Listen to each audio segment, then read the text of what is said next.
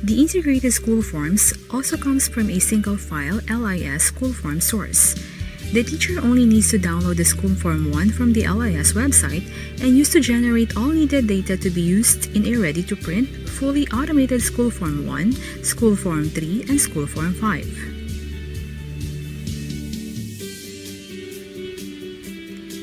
Most of all, it also has a distinct SF2 automation template for the whole school year. The incompatibility, issues, and discrepancies of using the shading system of the SF2 is now computer-generated for accuracy and reliability. There is no need to compute the class enrollment summary every month as well, since the template does all of these already. The dates are also auto-generating depending on the number of school days indicated per month.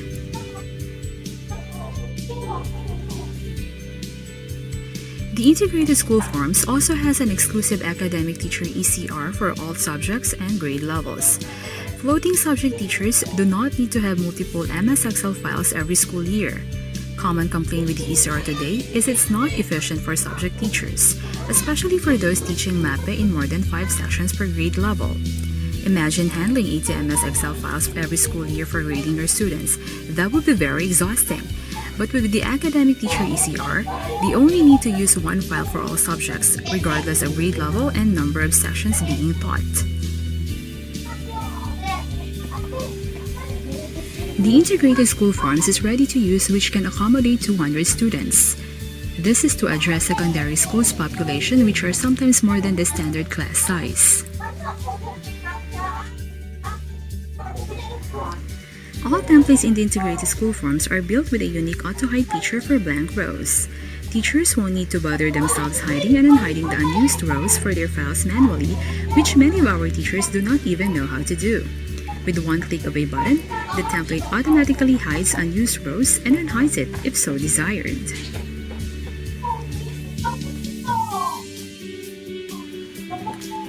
The ISF is also compatible with the DepEd computerization program.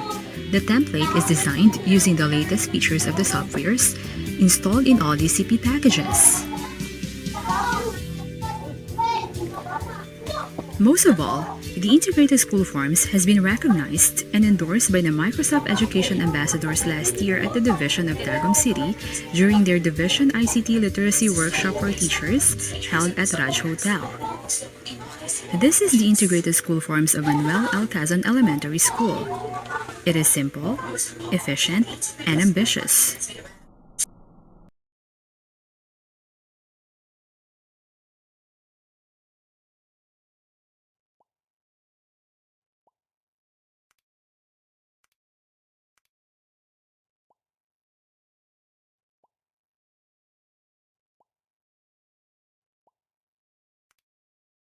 The first and the second,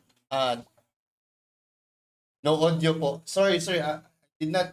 Okay, let me start over.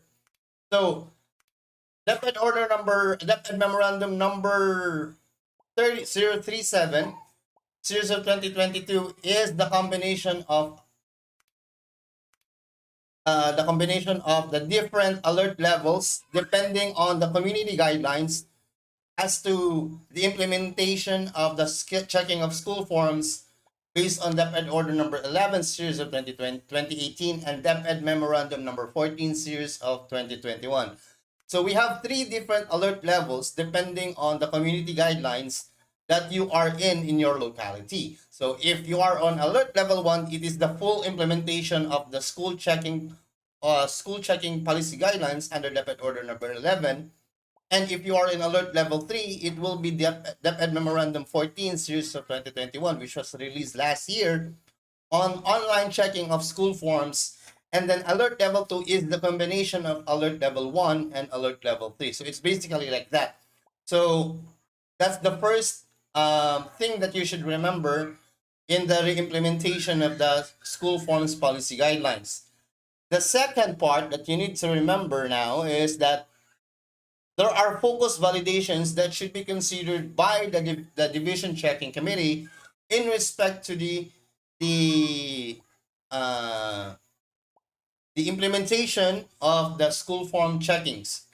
So there are focus validations which are enumerated from 1 to 1 to 4.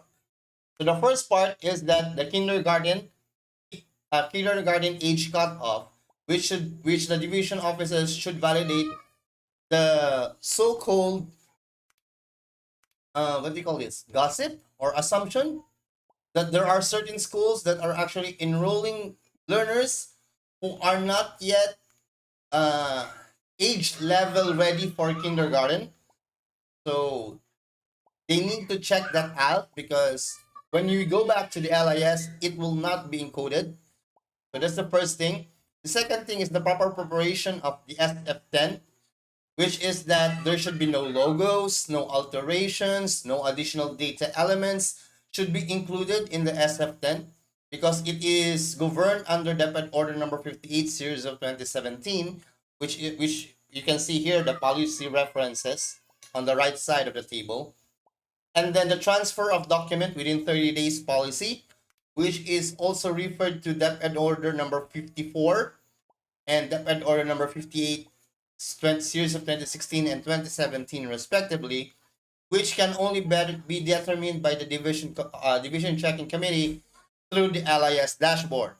So if you are familiar with the division account on the LIS, there is actually a tab there that shows the number of days that there is a pending transfer confirmation from transfer in to transfer out, moving in and moving out in the LIS dashboard of the division's office.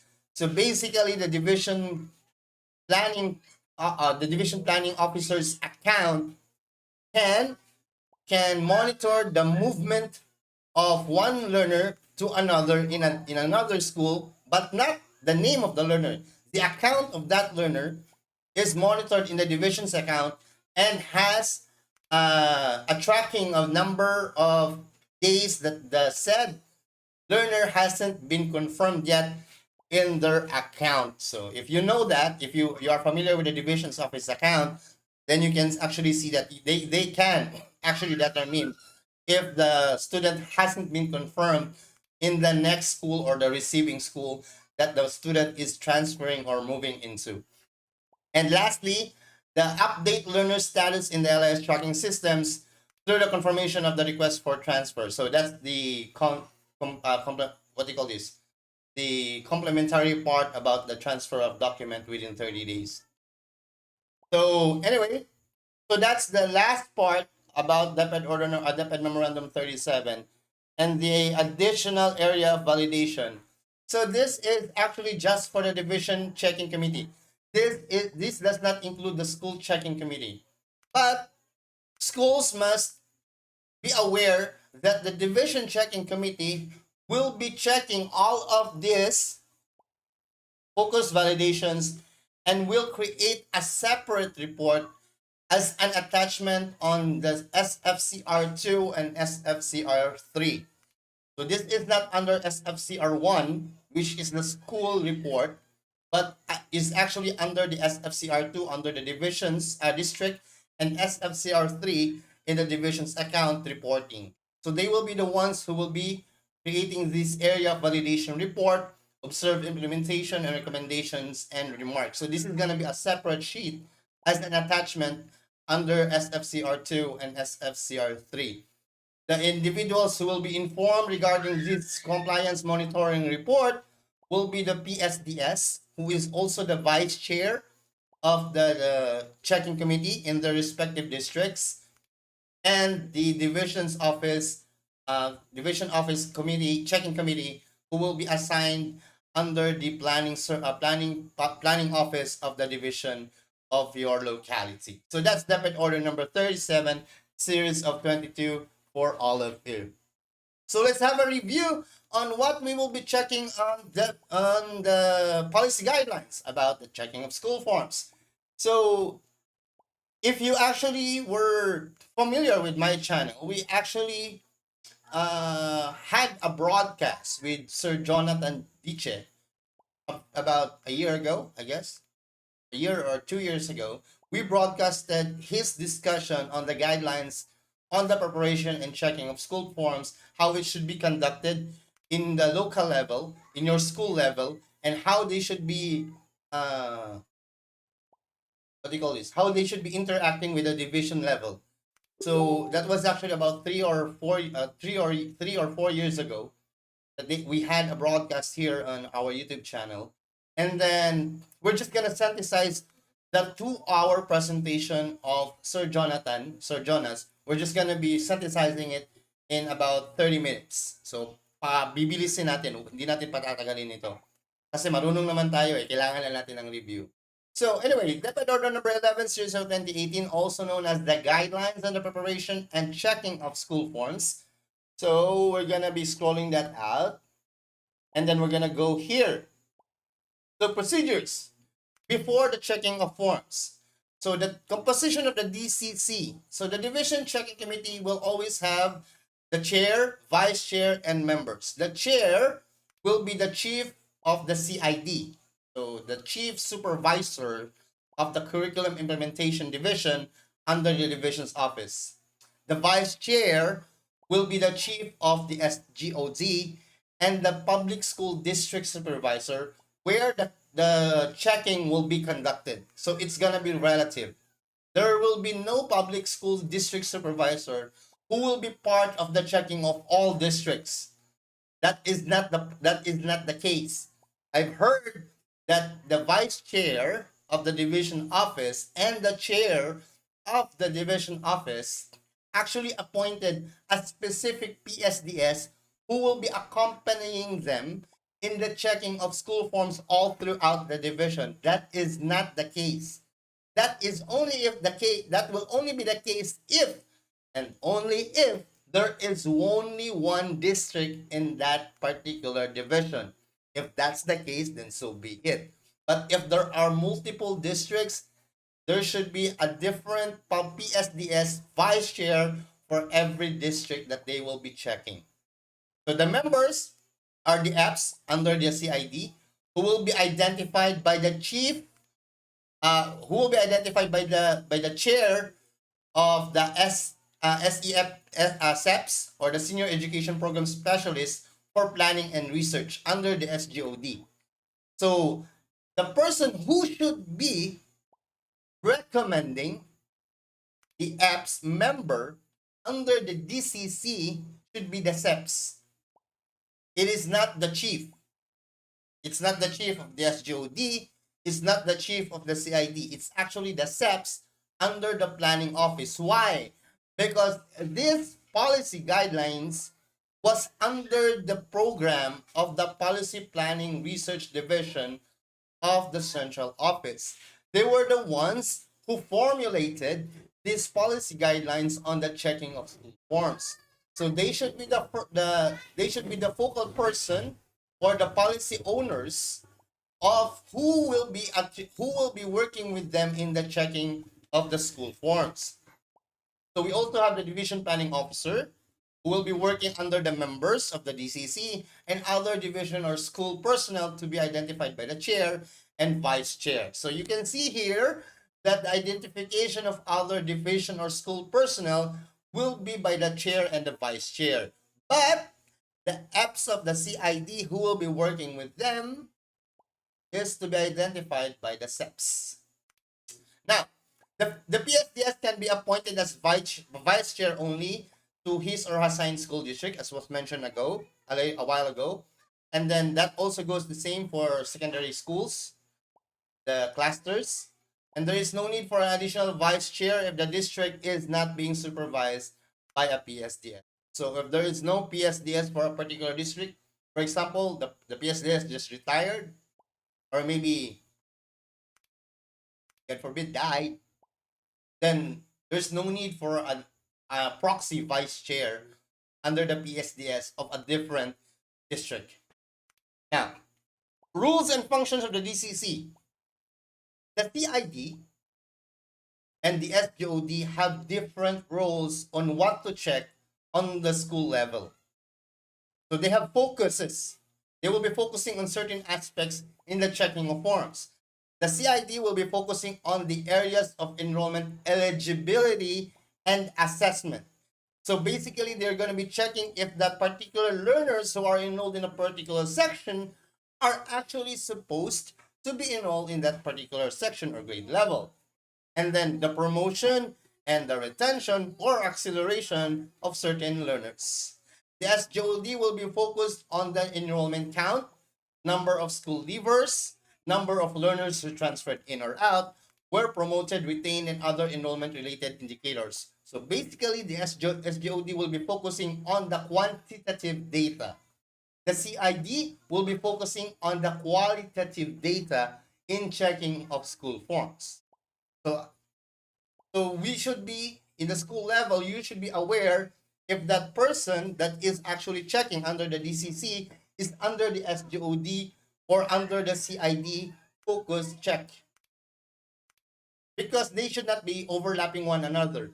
Because if that happens, the report may be bypassing the report of another office.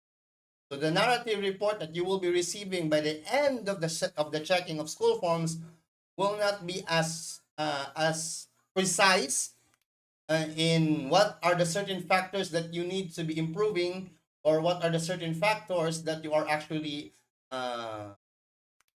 could be ranked as excellent or outstanding. And then there will be no checking of forms at the district level. There is no district checking of school forms. The PSDS shall be assigned as provisionary vice chair or the DCC on her. This is a reiteration of what was mentioned a while ago. Initial task of the DCC.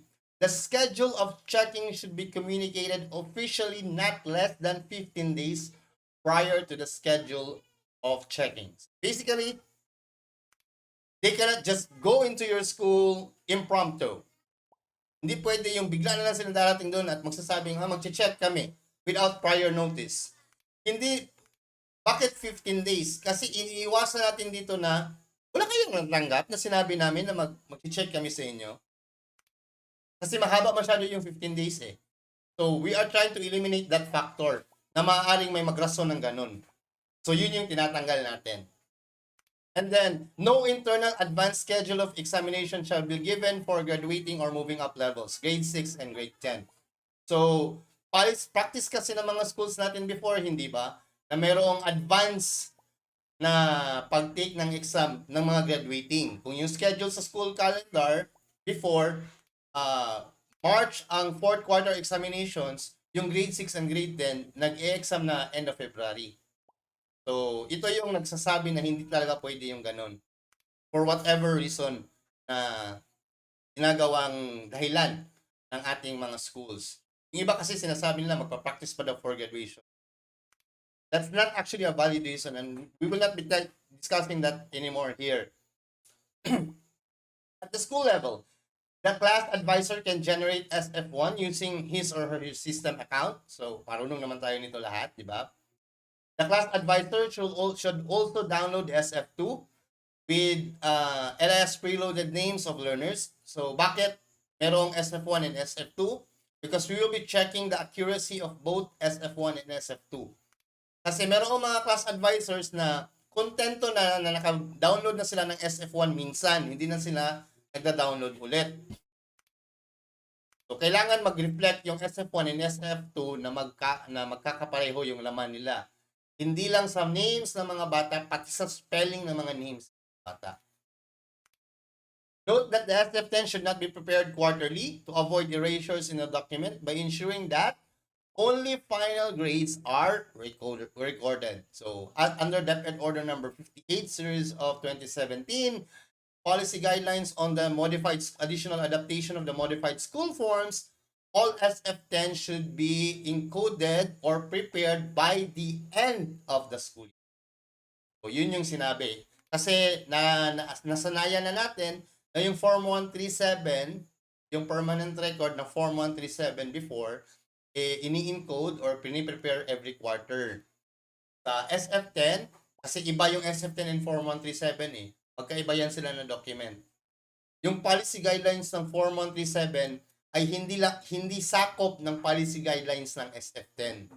Yung SF10 nagsasabi na end of the school year. Yung Form 137 hindi kasama doon. If you want to prepare it by the every quarter, then have it your way. Walang problema doon. Kasi hindi sila sakop ng policy guidelines ng SF10. The validated SF10 will be the basis for updating each learner's status promoted, conditionally promoted, or retained in the LIS as of the end of the school year. So the SF5 is not to be prepared unless the SF10 is already prepared. Yun po yung maliwanag doon. Kasi magkaiba sa atin ngayon. Pagkatapos ng SF1, natapos na yung SF2, mag-i-encode na agad ng grades sa LIS, tapos yung in-encode sa LIS, magkakaroon na ng generated na SF5. Tapos i-prepare na yun ng teacher kasi mag-end of the school year na. Saka pa siya mag-prepare ng SF10. Baliktad po, dapat po maunang i-prepare ang SF10 bago ang SF5. Kasi yung SF5 po, online po yung preparation niya sa LIS. Yun po yung magiging final data ng bata na napapaloob sa DepEd database. Yung SF10 po is only a hard copy. When we say only hard copy, there is a possibility na mawala yun. Masunog yung school, ma-lost document, or etc. And it is a common case. Sir, what will happen if ever po nasunog po yung school namin? Ganyan. So yun pong magiging basis ng grades ng bata. Saan po natin kukunin? Sa mga SF5 po na na-encode po every school year. Ganoon po ang refurnishing ng SF10. Papaano po kung nauna in-encode yung SF5 kasi sa SF10, tapos nagkaroon pala ng bababago sa grades niya kasi yun na, bata, humanitarian reason, awa si ma'am, kaya pala hindi siya nakatake ng exam kasi nasunugan pala, nadisgrasya yung nanay niya, etc. Binago yung grade. So, nabago na yung grade sa SF10, yung SF5 hindi na bago kasi na-online na. Kasi nag-close na pala yung database ng LIS. Yung ano mangyayari doon? Magkaiba na yung grade. Kaya po, nauuna dapat ang SF10 bago ang SF5. The SF5 for the kindergarten will not have an SF10 kasi hindi sila kasama doon. The grades or the encoded data elements in the SF5 for the kindergarten will be through the ECCD checklist for post-test result. So, yung pong ECCD checklist na pinapractice ng kindergarten natin, yun po ang magiging data element na ilalagay sa SF5.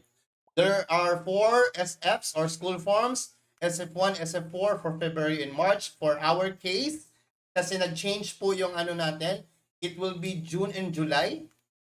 Hindi ako nagkakamali, June and July or July and August, na SF4 and SF4. And then SF5 and SF6, which will be generated from the LAS, which will be the focus check and should be supported by the appropriate documents. Yung SF4 and SF6 will be prepared by the school head. Papakita po natin yan mamaya kung paano po yung flowchart yan siya lahat. Composition of the school checking committee. A checking committee shall also be created at the school level with the school head as the chair. So meron po munang bago darating yung DCC, yung division checking na formality, bago po yun magaganap, magkaroon na po kayo ng school checking committee sa school level ninyo. Para po, pagdating ng DCC, sa school level pa lang, nagkaroon na kayo ng pre-checking. Basta wala pong district checking. Yun po yung punto doon. The SCC chair or the school head will determine the members of the school checking committee. There will be 2 vice chairs. Bakit dalawang vice chair? Kasi sa division checking committee, merong CID, merong SGOT. So yung ICT coordinator or the school system administrator for LIS EBAS shall serve as the vice chair for enrollment counts and learner profile. So yung ICT core po, siya po yung magiging vice chair under the SGOT checking. The school head shall appoint also the most applicable school personnel as vice chair for curriculum and assessment. Yun pong ipipiliin ng school chair, siya naman pong magiging vice chair under sa CID checking. So meron pong counterparts yung division checking committee, yung chair doon and then vice chair sa school level. Yun po yung purpose ng school checking committee. Counterparts. And then schools with 3 or more sections in each grade level are organized. Subcommittees comprised of the class advisors and other subject teachers. Malaki po masyado yung inyong school. Roles and functions of the SCC. So dito na tayo. So responsible person, we have the class advisors and the school heads. And then references, documents to be checked, ito yung i-prepare. And then ano yung magiging output. Kung mapapansin nyo po, pareho sila ng kulay. Bakit po? Kasi po yung output nito, yan po ang magiging basis ng school head for his or her references for her own output. Yun po yung output niya, SF4 and SF6. So, ganun po ang ano niyan. Kumbaga, merong synergy or synchronicity. Synchronicity ng mga data elements between the class advisors and the school head. So, walang magiging report si school head unless na kompleto na ni class advisors ang kanilang mga data. So, what are to be prepared? Of course, the birth certificate or other equivalent document. Ano tong other equivalent document? Number 1, kung walang PSA birth certificate, pwede po yung luma, yung NSO. Kung wala po yun, baptismal certificate. Kung wala pong baptismal certificate, civil registrar, yung city register certificate. Kung wala pa rin po yun, barangay certificate, kahit man lang po barangay certificate. Kung wala po yun, kahit man lang affidavit ng magulang, that would be considered as a document that will justify the data profile of their children or learner. Kahit saan po dyan, equivalent document na po yun.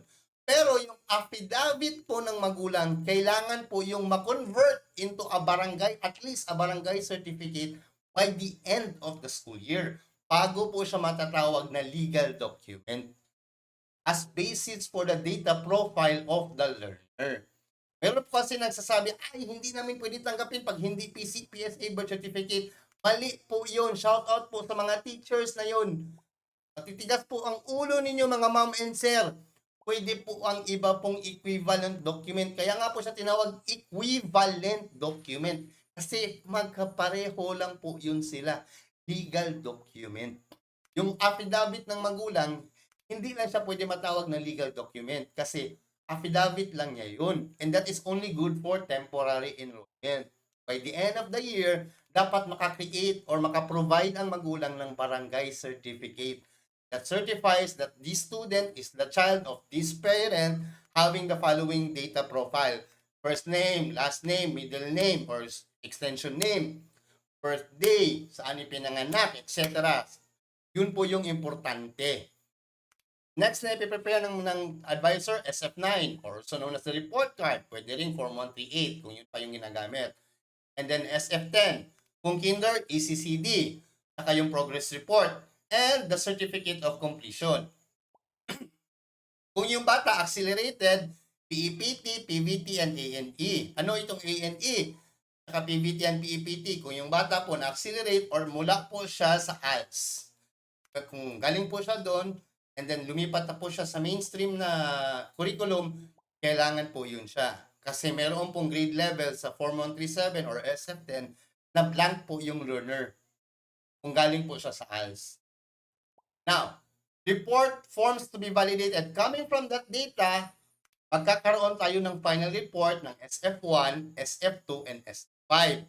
Tandaan nyo po, ang SF5 output na nagmula sa SF9 and SF10. Kung makikita nyo po dito, nauna ang SF9 and SF10 bago ginawa yung SF5. So yung SF1, SF2, yan po yung nanggaling sa profile ng learner from the birth certificate or other equivalent document. Yung SF2, yun po yung attendance ng bata. And then, last 2 months po yan. February and March ang nakalagay dyan. Pero last 2 months ng school year natin, it could be July and August. Tama ba? Or June or July. June and July. Yun po yung magiging ano niya. Whatever is in the school calendar. I'm not sure. Basta yung last 2 months of the school year, yun po yung nakalagay dyan. And then the SF5, which is the data coming from the Form 137 and the school report card, or the SF9 and the SF10. Yung pong na-generate na data ng advisor will be the generated report for the summary of the school head. So SF1, SF2, and SF5 pa rin po yung sa kanya. Pero summary na po yung i-prepare ng school head. And then, from that summary, gagawa po tayo ng SF4 and SF6, which will be from the school head's report. So yung gagawa po ng SF4 and SF6, hindi po si teacher, si school head po. Klaro? Kasi wala pong access ang account ng advisors sa SF4 and SF6. Ang may access lang po niyan, school head account and system admin.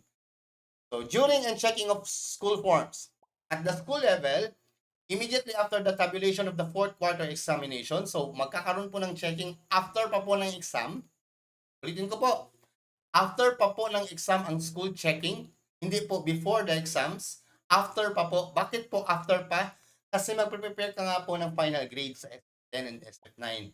So paano nyo po magagawa yun kung wala pa po kayong examination sa fourth quarter? So after pa po ng final exams, ang preparation yan, and then the SAC shall start at the school level checking. The review shall focus on the accuracy of the learner profiles and enrollment eligibility.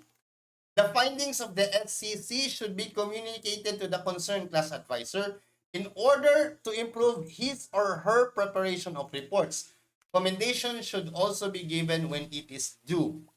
So ano pong ibig sabihin nitong nakakulay green na naka-highlight natin? Kasi po magkakaroon muna kayo ng school level checking, hindi po ba? Bago po magkakaroon ng DCC. So kung meron pong mga discrepancy sa school level checking pa lang, makokorek na ito agad before dumating yung DCC. Pagdating ng DCC, okay na yung report ninyo. Okay na yung checking. Mas madali na, mas mabilis. And then, kung mayroon mang mga comments ang DCC, minor na lang, hindi yung mga malalaking issues. And then, itong part na commendation should also be given when it is due, ang ibig pong sabihin yan, yung pong school head, nararapat din po na bigyan ng mga awards or certificates, yung mga advisors na perfect naman po yung pagkakagawa niya ng kanyang mga thing. Para naman po magiging attachment dito sa kanilang IPCRF. Because it is an attachment, valid attachment for the RPMS IPC. Now, to ensure that only school forms generated from the LIS are being presented during the checking of forms, the designated LIS or ICT coordinator is required to sign or initial in the school forms, and then SF10 and SF9 shall be manually updated and must be consistent with the SF5 and other documents. Ano po ibig sabihin nito? If your school has no online database or data bank for the SF10 and the SF9, then it should be manually prepared. Pero kung yung school nyo po, meron na pong existing na SF10 and SF9 school generator sa loob ng school nila, which is created from the LIS sources. Ulitin ko po ha. Kung yung school po ninyo, meron na pong online or offline account ng school form generator ng SF10 and SF9, which is developed by your school or your school personnel. Basta po ang source niya ay nagmula pa rin sa output ng LIS School Form 1, then walang problema kung computerized. Pero kung wala po kayong ganun, then it will be manually updated. Klaro po. Bakit po pwede yung database? Kasi po, pwede siya kung if and only if yung source niya nagmula pa rin sa LIS School Forms. Pero kung hindi nagmula doon, nagmamanual pa rin yung pag-update ng mga guro ng mga pangalan, ng data element ng bata sa database nila, it's the purpose of having the LIS. Nagdoble-doble pa rin yung trabaho ng teacher. If that's the case, then better wag na lang. Pero kung hindi naman ganun yung case, then it is okay. Only the school checking committee has completed, once the school checking committee has completed the checking of forms for all classes in all grade levels, the SCC shall accomplish the school forms checking report or the SFCR1 attached as Annex 1A. So madali naman po yun. The results of the checking as obtained from the SFCR may be used in reference or MOV whenever appropriate in accomplishing, ito po yung na-mention natin kanina, pwede po siya magiging MOV sa ating IPCRF or RPMS by the end of the school year. At the division level, selection of classes of checking of forms. So, meron po kasi tayong school size sampling guide. So, merong category ang bawat school kung ilan lang yung i-check ng DCC na mga focus classes and then other grade levels. So meron tayong focus class eh. Ito yung focus class natin. Kinder, grade 1, grade 6, grade 7, grade 10, and grade 11, and grade 12. Ito po yung mga focus class. Ibig sabihin nun po, sila po yung importante na dapat sine-check. Other grade levels, yun po yung draw lots. So, ito po yung school sampling size guide. Matatawag po siyang very small, small, medium, large, very large, or huge. Meron po siyang total population. Ito po yung total population niya. If 99 and below, 100 to 299, 300 to 499, etc. etc. Ito po ay ang combination ng kinder, grade 1, and grade 6 sa elementary school. Ulitin ko po, kinder, grade 1, grade 6. I-combine nyo po yung total enrollment nitong tatlong grade levels. Kung ilan po yun sila, hanapin nyo po yung total nun dito sa itong category na ito. Sa mga ranges nito. And then, saka nyo po tingnan kung ilang percentage ng inyong classes ang kailangan na i-check or ma-check ng DCC. So, kung konti lang, all, or 4, 5, 6, 7, 8 sa mga priority grade levels, and then other grade levels, ito po siya. Kung high school naman po, grade 7 and grade 10, kung senior high school, 11 and 12. So, the DCC shall ensure that all classes in the SF6 are also reflected in the SFCR1 signed by the SCC. Itong SF6 is prepared by the school head. So, yun yung magiging isa sa titingnan ng mga DCC. Kasi yun po yung magiging data na gagamitin sa pag-drawing of lots, kumbaga magbunot-bunot. Kung ilan, kung sino ang mga priority grade levels na magiging checking, na i-check, and then sino-sino yung other grade levels na i-check. Kunyari po, masyadong malaki yung school ninyo, 1,000 and above yung enrollment, so 5% lang ng total classes ng buong school ang kailangan na ma-check, which is about 8 focus or priority grade levels and 5 naman sa ibang grade level. The raffle shall be conducted by the DCC and must be done in the presence of the SCC on the actual day of checking. So, ibig sabihin, yung pong bunot-bunot, mangyayari po yun sa araw po ng pag-check. Para po, bakit po ganun? Para po pantay-pantay lahat. Lahat po ng classes, kailangan mag-prepare ng checking of school forms.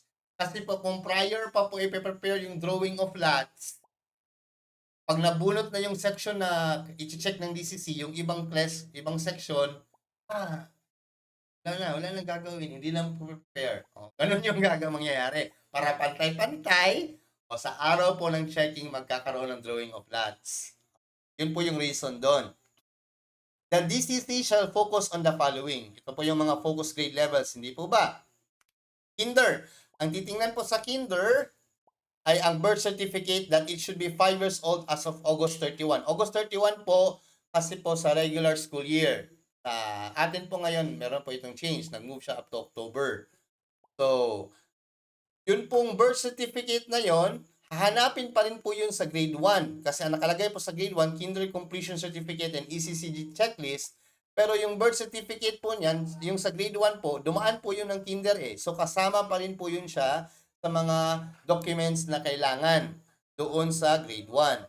Tapos, yung grade 7 naman, yung Elementary Completion Certificate or SF10, yun yung tawag nito, permanent record. And then of course, birth certificate pa rin. Hindi mo nahanapin yung Kindergarten Completion Certificate, grade 7 na eh. So, kailangan pa rin yung birth certificate. Grade 11, ganun din. Kailangan yung moving up certificate. Kailangan yung moving up certificate or SF10. And birth certificate pa rin. Kasi yun yung primary data document na reference sa pangalan ng bata. And then if ever transferred in or moved out, SF10 with attached birth certificate. Then for accelerated, PEPT, yung mga equivalency certificates. So, check the correctness of the following school form certificates and existing grade levels. Yung pong certificates na tinutukoy po dito, yun po yung mga nabanggit natin kanina, and of course, yung mga awards na matatanggap din ng bata, isa rin po yun sa mga chine-check. Pero it is not the priority check, a priority document for checking. Focus area for the CID. Ito po yung sinasabi natin. focus areas for CID. Alala nyo po, yung School Form Checking Committee, mayroon pong dalawang vice chair. So, yung isang vice chair, yung counterpart ng ICT coordinator na focus na vice chair for curriculum, siya naman po yung ma-assign for this one. Siya yung mag-oversight, mag-overlord sa check sa mga documents na kailangan i-prepare ng school ninyo, ng grade level from kinder, grade 6, grade 10, grade 12. Kasi ito yung mga focus grade levels. Such that all information from the SF1 should be consistent with the birth certificate. So, kung babasahin niyo po yan siya lahat, pare-pareho lang po yan sila ng laman. Ang pagkakaiba lang po, yung una, itong part na omnibus policy guidelines on kindergarten, and then applicable policies.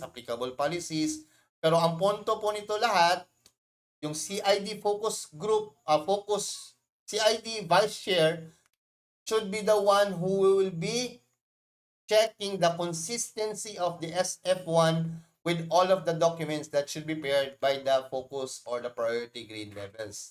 Kasi sila yung tatargetin ng DCT. Be reminded that the list of graduates and documents reports in relation to the ranking of honors are no longer required. Ito yung advanced information, sino yung mga honor students. Hindi na po yun kailangan sa end of the school year. Should there be any discrepancies in the learner's profile, the necessary adjustments must be made by the class advisor or the LIS admin in the LIS system. There are discrepancies between the SF5 and the SF10. Ito yung na-mention natin kanina. The class record or of the class advisor may be presented for validation. Kasi po, i-check yung SF5 and SF10. Titingnan kung pareho po sila ng laman. Kung hindi po pareho ng laman, magtatanong po yung vice chair ng SEC under the CID. O kung umabot na sa Division Checking Committee, yung vice chair ng Division Checking Committee, which is the chief, the EPS identified by the SEPS. So siya yung mag-check niyan. Bakit hindi pareho yung grade ng bata sa SF5 sa English tapos sa SF10 sa English? Bakit hindi pareho yung grade? Ito lang po. So, ang titingnan na validation po yun will be the class record. Kukunin yung class record, tingnan kung saan, ano ba talaga yung grade ng bata. Pero kung, ito yung problema, kung walang class record si ma'am, sasabihin, na-delete man good yung yung class record ko, bago lang kasi na-reformat yung laptop ko. Yan yung problema. Pag yan ang nangyayari, annotation na yun agad sa GCC report. Kaya always have your files backed up in your Google Drive. Parati kong ginagawa. Libre naman eh. Libre yung Google Drive natin. Back it up there. As the Vice Chair of the SDC, the ICT Coordinator School System Admin or the LIS EBIS shall ensure all discrepancies found in the checking are reconciled and should be corrected in the LIS. Okay. And then focus validation. School form type, SF4. Itong SF4 is by the school head. So, hindi ito concern ng class advisor. Nagiging concern lang ito ng class advisor dahil ang report na ito na ginagawa ng school head magmumula sa SF2 and SF4 ng February. Yung SF2 po, galing po yun siya sa class advisor. Kapag po may discrepancy sa SF2 and SF1, magkakagulo po agad yung SF4. Yan po yun. And then second part, ito, I think this is a typo error. Ang nakalagay dito, school form type, school form 5 and 6. Pero yung diniscuss is school form 2 and SF4 pa rin. The total number of learners per class as recorded in the SF1 should be consistent with what is recorded in the SF4. So, ang kinalaman ng SF5 and SF6 dito.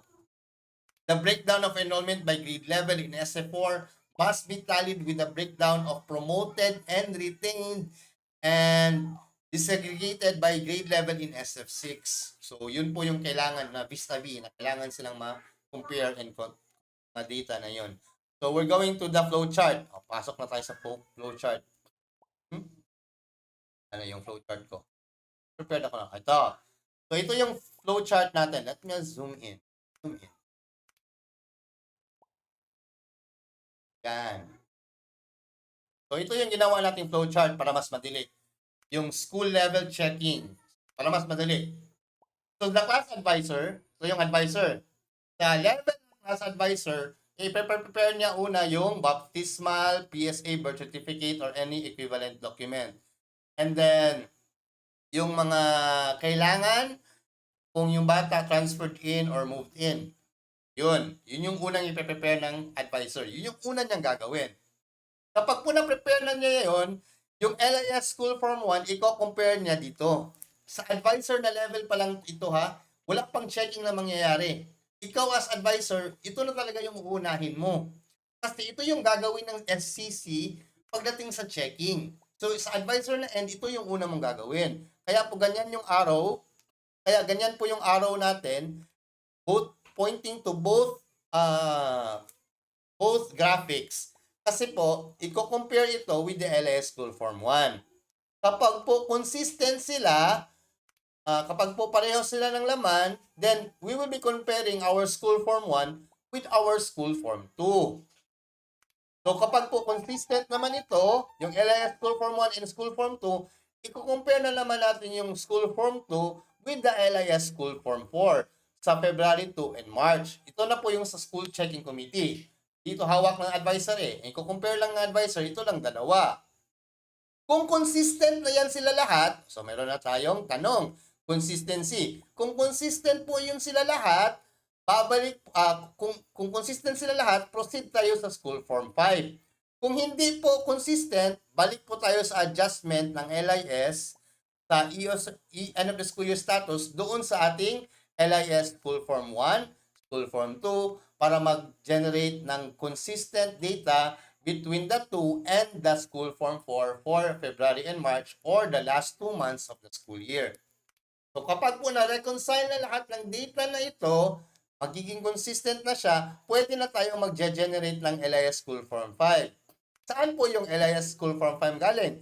Galing po siya sa School Form 10. So bago po ma-generate yung LIS School Form 5, kailangan muna po silang ma-compare with the School Form 10 kung under ka sa SCC. Ito yung gagawin mo. I-compare mo yung dalawa, LIS School Form 5 and the School Form 10. Ito lang ang i-compare ng School Checking Committee. Itong dalawa lang. Kapag po hindi sila kumpareho, saka po magkakaroon ng comparison sa School Form 9 or the electronic class record or the final rating sheet. Nakuha po ba? Ulitin natin na.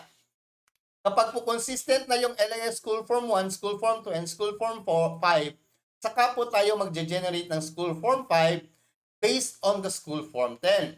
So, walang School Form 5 kung hindi pa siya na-compare sa School Form 10. Kapag po na-compare sila tapos hindi po consistent, i-compare po natin yung School Form 10 with the School Form 9. Kung pareho po ba sila ng laman. Kung pareho po sila ng laman, i-correct po natin yung LIS School Form 5.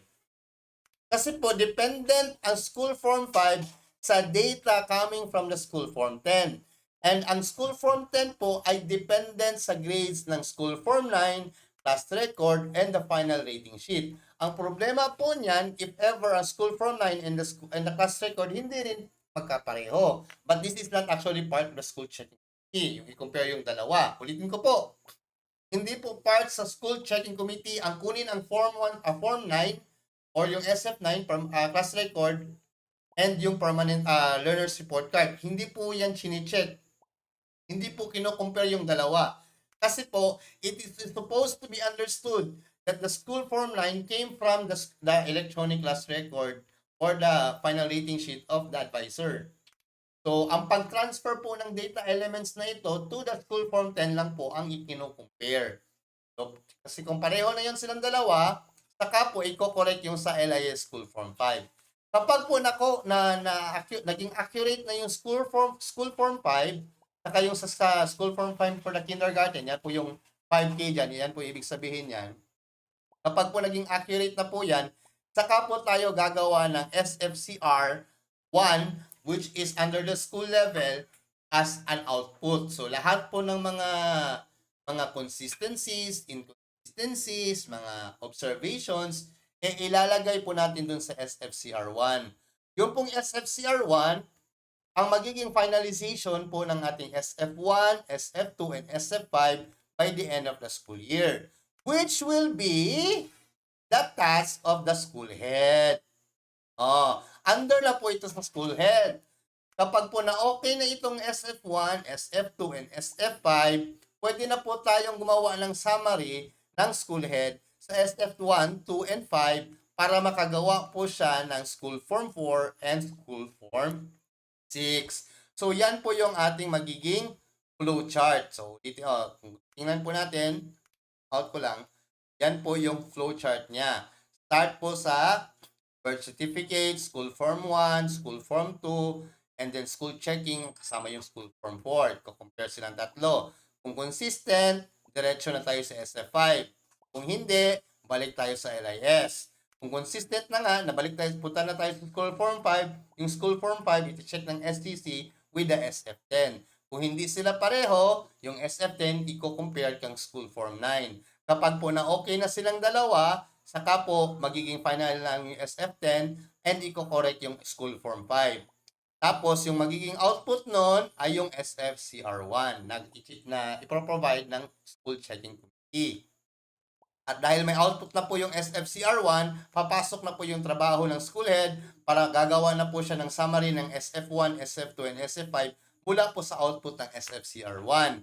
Yung pong magiging summary ng school head, yung pong magiging LIS School Form 4 and School Form 6 na i-prepare naman po niya for the DCE. So, there are only one thing that we should be remembering is that within 5 working days after the Division Checking Committee, kung na, original copy of SF4, SF5, and SF6 must be provided. So, ang magpo-provide po niyan ay yung provide po nila yan sa So, flowchart ng Division Checking Committee.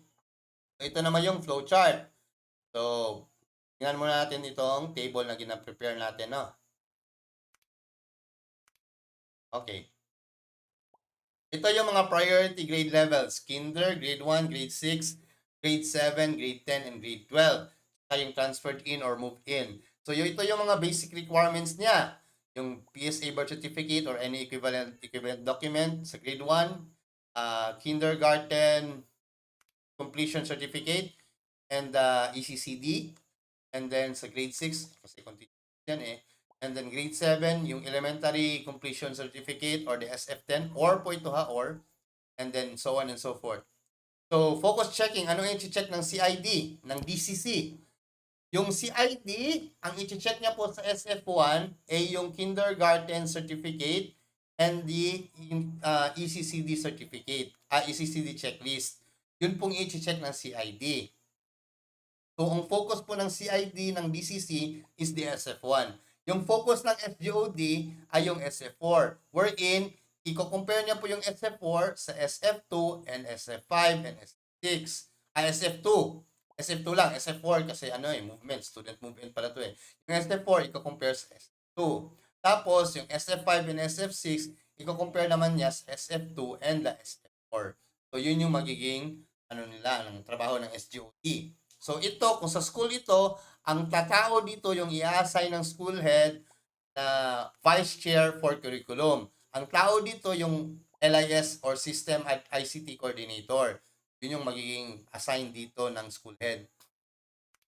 So, sa grade 6 naman, SF1 will be compared by the elementary completion certificate, the SF5, and the SF10. Yan po yung magiging preparation nila. Yung SF4 naman, SF2, same lang po sa SGOD regardless of grade level. Sa CID, nag-change lang kasi wala namang kindergarten certificate pagdating sa grade 6. Hindi naman kasi yun yung titingnan. Ang titingnan is yung SF5 and SF10. And then grade 10, the junior high school certificate, and then the SF5 and the SF10. And then sa grade 12, yung diploma, and then SF5A, SF5B, and then SF10 of the high school. And then, of course, the transferred in or moved in is the birth certificate and the SF10, and then the SF1 and SF2 para sa dropout or transferred out naman para doon sa SGO or the LIS admin coordinator ng counterpart. Pasok tayo sa flowchart. So, ang ginawa po natin sa flowchart, inayos natin siya para makita po ng SGOD kung saan yung trabaho ng SGOD and then saan yung mapapasok yung trabaho ng CID. So, from the start po, mauuna po talaga supposedly ang pag-check ng bago mag-check sa CID. Supposedly, ganun dapat. Pero, minsan kasi ang nangyayari, pinagsasabay na nila, check si SGOD, check din si CID at the same time. Kasi they call it efficiency. Pero kung titingnan mo talaga sa flowchart, hindi pwede eh. Kasi magiging yung output kasi na i-check ng CID is actually coming from the SGO. Hindi talaga siya pwede. But anyway, this is what the policy is tell us. So from the start, una i-check yung LIF School Form 1 and the birth certificate. Yun yung unang i-check ng SGOD. Compare nila yung dalawa. Kung pareho yung laman. Kung lahat ba. Kasi hindi i-check ng SGOD kung pareho yung laman ng pangalan ng bata sa birth certificate tsaka sa SF1. Hindi yan i-check ng SGOD. Ang mag-check kasi niya supposedly ang CID, which is under sa flowchart ng SCP. So, i-check niyan. Pag validate nila yan, yung total number of birth certificates na available compared with the SF1, yun naman yung i-compare sa SF2, which will be compared with the SF4. Kung consistent silang lahat, diretso. Pag hindi, balik tayo sa LIS to adjust the SF1 and the SF2. So, ganun yung magiging nila. Kasi quantity ang data element na hinahanap ng SPD. So, kung naging consistent na siya, saka magkakaroon ng SF5 yung teacher. Saka i-check yung SF5 niya. So, mahirap kasi kung dumiretso nag-check si CID, natapos na niya yung flowchart niya, tapos sasabihin ni SJD, uy, may problema sa LAS School Form 1 ng teacher na ito kasi ganito, hindi pareho yung number of data elements that were provided sa SF1 compared with the SF2 and the SF4, hindi sila pareho. So, ang magiging tanong doon, paano magiging valid yung chinek ng CID? Yun yung doon. So, uulit na naman si CID. Ha? Mali pala yun. Usap na po check. Ulit na naman ito pa-check. Okay? Yun yung point doon. May invalidate yung magiging checking ng CID kapag hindi pa consistent yung data elements na priority ng SGOD. So, continue. So, pagdating doon sa SF5, i-compare na naman yun siya kung kindergarten with the kindergarten checklist or kung grade level na siya, grade 1 to 12, yung certificate of completion, which is only generated kung tapos na itong SF10 and the SF9 na comparison ng CID. So, yung SF10, yung permanent record, yung total number niya should also be compared with the SF4 sa March. Ilan yung data na nakalagay doon sa SF4 na March will also be available sa SF10. And then, yung SF10 is compared with the SF9. So, yung magiging comparison nila. Yung data na yon kung tapos na na-check, yun yung magiging basis ng certification of the certificate of completion. Kasi yun sila ang pupuntahan ng LIS SF5 eh. Walang LIS SF5 kung hindi ito natapos. Mention na natin yan kanina sa SCC. So, pag natapos na yung consistency ng SF5, kapag consistent na daw siya, diretso tayo sa SF6. Kung hindi pa siya consistent, adjust ulit sa SF5. Kung hindi pareho yung naman ng SF5, SF10. Yung natin kanina. Hindi ko nalagyan ng ito. Hindi ko nalagyan ng arrow pala. Dapat may arrow pa to dito eh. Ang arrow pa to. Dapat ito. Dapat ito. Nalagay. Yan eh. Yan. Dapat yan. Kasi yung SF10, yun yung i-compare sa SF5. Yung laman nila, dapat consistent. Kapag hindi pa rin sila consistent, i-correct yung SF5. Kasi final copy yung SF10 parate. Kung hindi consistent yung SF10 tsaka SF9, i-correct yung SF10 gaming from the SF9. Kaya sa SCP. Now, kapag consistent na siya, saka tayo mag-generate ng SF6, and then the CID and the SGOD will create the school form checking report or SFCR3, and then the SFCR2 which will be provided to the district supervisor. Then yun yung magiging end. The DCC will accomplish 3 copies of the SFCR1 They will also provide a narrative report which will be given to the school head and the PSDS.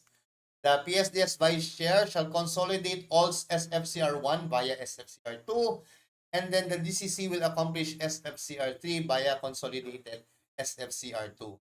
So ano itong accomplish ng SFCR1 ng DCC? Kasi po magva-validate po yung DCC na yung lahat ng data elements na nanay dito sa checking ng school forms consistent. At kung merong inconsistencies, yun yung ilalagay sa SFCRs. It will always be documented. Kailangan parating merong document ng ating checking. Bakit? Para next school year, kung ano yung mga inconsistencies na nagawa sa previous year, makokorrect na. Yun yung purpose makorect na yun siya. Kung hindi siya makorect, every year paulit-ulit na issues. Yun yung punto doon. Kaya importante talaga sa division level na yung last year na checking report, yung SFCR last year, dapat kino-compare sa current na checking. Uy, bakit last year, same issue pa rin this year? Bakit? Anong problema? Kapag mayroong klaseng problema, yun yung maging recommendation for technical assistance. Yung mga ganung bagay. Dapat kasi nagpo-provide din ang division office ng technical assistance, mayroong mga consistent issues that are prevalent every school year. Purpose ng school form checking Hirap kasi sa atin kapag nag-school form checking tayo for formalities lang. Wala namang nangyayari. Kung gano'n na naman din, huwag na lang tayo mag-check. Kung walang pagbabago, huwag na natin i-continue. Diba? Yung nasabi, diba? Cliché that they attributed to Einstein. Doing the same thing, expecting a different result. Call it stupid. I don't know if Einstein really said that, pero the same notion should be applied here. Na kung nag-checking tayo every year, wala namang pababago, let's stop the checking. Wala naman din nagbabago Possibly mayroong pagbabago. Now, balik tayo dito. So, natapos na tayo dyan.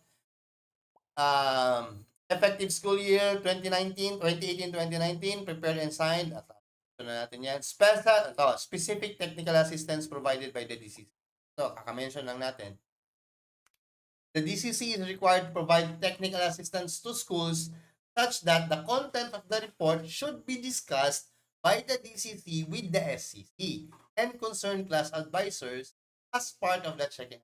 Yun yung purpose doon. The DCC should prepare a narrative report of the findings observed in all schools as supported by figures/statistics recorded in the SFCR1. So, if your school hasn't received a narrative report from the checking from the previous years, then maybe there is something wrong with your DCC.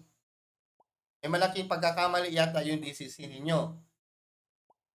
Kasi responsibilidad ng DCC na magbigay sa inyo ng narrative report. Ito na yung naman natin ito kanina Ito yung nalaki lang natin kanina. Post-checking,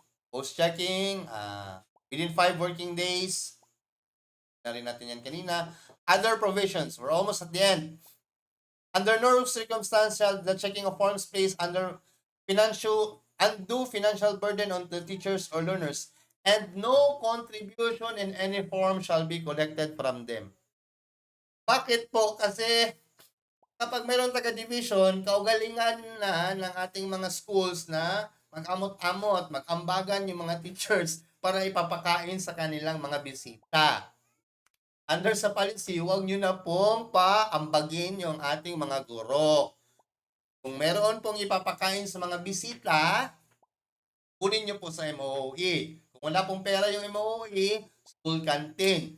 Kung wala pa rin po, maghanap po tayo ng iba. Huwag nyo na pong paambagin yung mga tawa naman. Lalong-lalo na nakakatapos lang ng mga teachers natin na bumalik sa kanilang mga classrooms, nag-paint yan sila, nagpaganda sila ulit, nag-repair ng kanilang mga classrooms, tapos mag-checking pa tayo, mag-aambagan pa ulit. Kawawa naman. No, wag na po. Hanap tayo ng ibang pera. Kung wala talaga, huwag nyo na lang pakainin yung mga taga-division. Huwag na. sabihan nyo lang, ma'am, wala lang ngayon. Hindi naman yan sila eh. Hayaan nyo na. Grabe naman. Kain. Inumin nyo ng tubig. Tubig lang kailangan dyan. Tubig lang. Now, the SCC and the DCC should not require the class advisor to prepare and submit the following school forms. So, meron tayong obsolete school forms. Yung mga forms na hindi na dapat ginagawa, huwag na yun hanapin. Pag hinanap yun ng DCC sa inyo, sabihin nyo po, ma'am, obsolete na yun. Hindi na namin yung ginagamit. Local forms for ranking of honors. Huwag nyo na rin pong hindi po yan siya kasama. Additional requirements, kung ano pang mga pinanghihingi na hindi nabanggit natin dito, hindi na po yun siya kasama. And then, monitoring and evaluation, effectivity, and here are the SFCR. So, ito po yung magiging SFCR. Wala pong binagos SFCR natin. The SFCR 1, SFCR 2, and the SFCR 3 are actually the same data elements. Pareho lang po yan sila. Ang pinagkaiba lang po ang kanilang coding. And then kung sino po yung magpe-prepare. No? Kasi division level itong SFCR 3, yung SFCR 2 ay yung district po yung nakalagay. Yung additional na trabaho lang ng Division Checking Committee, yung focus validation na binanggit sa DepEd Memorandum 7. So, yun lang po yung dinagdag. So, we're just here to clarify some parts of our school form checking policy guidelines and then yung mga practices na ginagawa sa inyong school. If you have other practices in your school that you think should be included in the school forms checking, you can actually inform us here sa aming channel. You can comment it down below or just send us a message sa aming Facebook page. Kasi part po ako ng school forms re-engineering team who are with the group of people who are also tasked to formulate different policy guidelines under the policy research division ng Central Office. Planning Policy Research Division ng Central Office. So, we are involved in some activities na ginagawa ng DPRD, Central Office, including ito yung mga team ng forms nito, which I was given the opportunity part of. Mga nagpo-formulate po ng mga trabaho ng teacher na kung paano natin mapapadali. So, if you have best practices in your schools or in your localities, in order to efficiently and effectively conduct the school forms checking, then please, by all means, inform us para po makita natin at pwede natin ma-benchmark and can also suggest further ways to improve it. Meron po kaming means to improve already best practice in your school or division.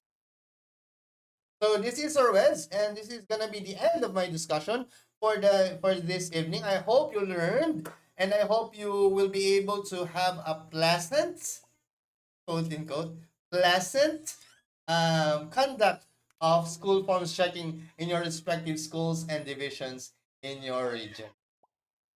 Would like to take this opportunity to thank everyone who also joined us in our broadcast tonight. So shout out po kay Ma'am Chin, kay kay Sir Wilfredo Garing, and of course my former school head Sir Bernardo Pañares, our very, very, very supportive school head noon on the field of ICT. Isa po yan siya sa mga nagtulak sa akin sa ICT, Sir Bernard. So thank you po sir and ma'ams sa pagsama and panonood po sa ating broadcast tonight. And then that would be it. I hope you enjoyed our session and learned something from umiiyak na po yung anak ko. I hope you learned something from our discussion tonight. This will be the end of my broadcast. Kailangan ko pupunta yung anak ko. Maraming salamat. And goodbye.